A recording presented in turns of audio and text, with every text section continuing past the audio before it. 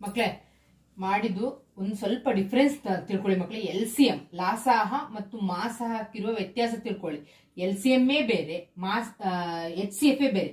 ಇಲ್ಲಿ ಅಪವರ್ತ್ಯಗಳು ಪಟ್ಟಿ ಮಾಡಬೇಕು, ಇಲ್ಲಿ ಅಪವರ್ತನಗಳು ಬರಬೇಕು. ಈಸಿಯಾಗಿ ಹೇಗ್ ಮಾಡೋದು ನೋಡೋಣ.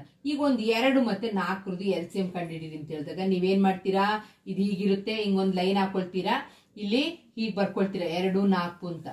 2 1 2, 2 2 4, ಪುನಃ 2 1 ಈ ಒಂದನ್ನ ಹಂಗೆ ಬರ್ಬೇಕು, ಇದು ಭಾಗ ಆಗಲ್ಲ, ಒಂದನ್ನ ಹಂಗೆ ಬರ್ಕೊಳ್ಬೇಕು. 2 1 ಈ ಒಂದು ಲಾಸ್ಟ್ ಗಂಟ ಮಾಡ್ಕೊಂಡು ಹೋಗಿ ಒಂದು ಬರುವ ಗಂಟ ಮಾಡಿದ್ರೆ ಅದು ಎಲ್ಲಿ ಮಾಡೋದು ನಾವು, ಲಾಸಾಹ LCM ಅಲ್ಲಿ ಮಾಡೋದು. ಅರ್ಥ ಆಯ್ತಾ?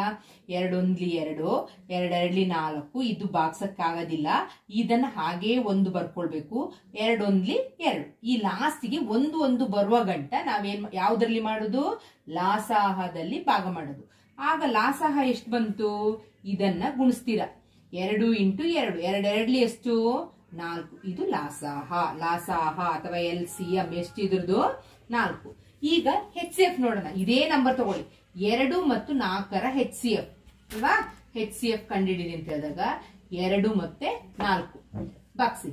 2 2 1 2, 2 2 4 ಇಲ್ಲಿಗೆ ಮುಗಿದೋಗುತ್ತೆ ನೋಡಿ.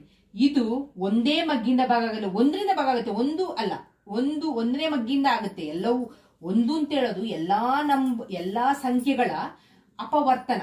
ಆದ್ರಿಂದ ಒಂದು ಬೇಡ ನಮಗೆ, ಬೇರೆ ಸಂಖ್ಯೆ ಒಂದನ್ನು ಬಿಟ್ಟು ಬೇರೆ ಸಂಖ್ಯೆಯಿಂದ ಯಾವ್ದ್ರಿಂದಾದ್ರೂ 2 ಒಂದೇ ಮಗ್ಗಿಂದ ಭಾಗ ಆಗುತ್ತಾ, ಇಲ್ಲ. ಇಲ್ಲಿಗೆ ಇಷ್ಟೇ.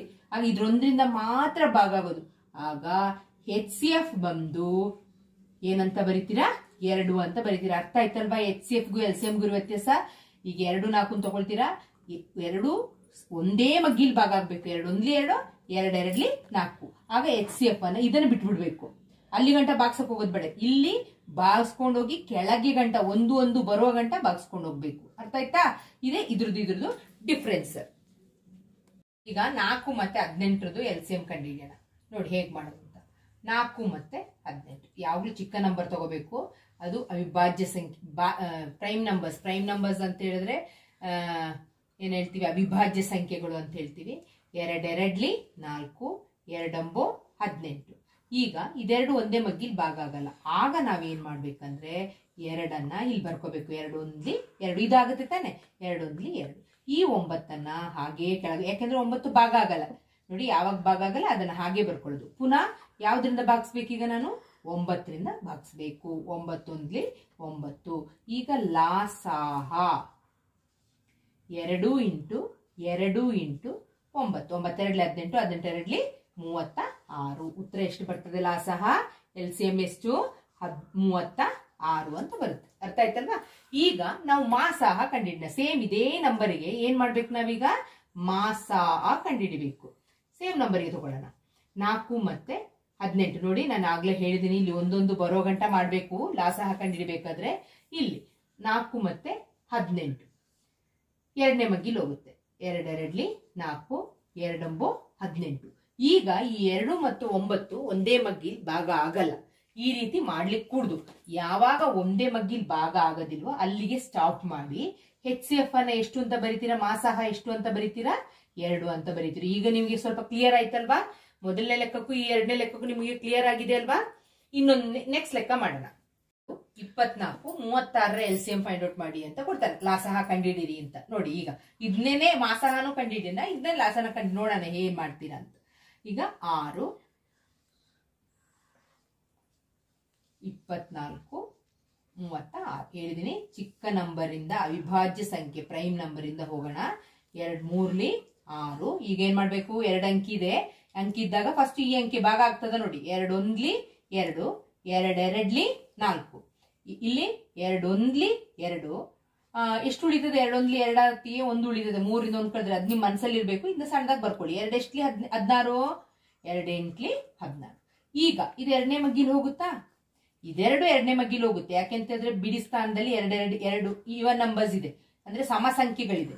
ಆದ್ರೆ ಇದು ಆಗೋದಿಲ್ಲ. ಆಗ ಇದು ಇದು ಇದು 3 ಒಂದೇ ಮಗ್ಗಿಲ್ ಹೋಗುತ್ತಾ, ಆಗುತ್ತೆ. ಯಾವ್ದ್ರಲ್ಲಿ ಹೋಗುತ್ತೆ, 3ನೇ ಮಗ್ಗಿಲ್ ಹೋಗುತ್ತೆ. 3 1 3, 3 4 12, 3 6 18. ಈಗ ಪುನಃ ಯಾವ ಮಗ್ಗಿಲ್ ಹೋಗುತ್ತೆ, ಇದೆರಡು ಎರಡನೇ ಮಗ್ಗಿಲಿ ಹೋಗುತ್ತೆ. ಎರಡನೇ ಮಗ್ಗಿ ಇದು ಹೋಗುತ್ತಾ, ಇಲ್ಲ. ಅದನ್ನ ಹಾಗೇ ಬರೀರಿ.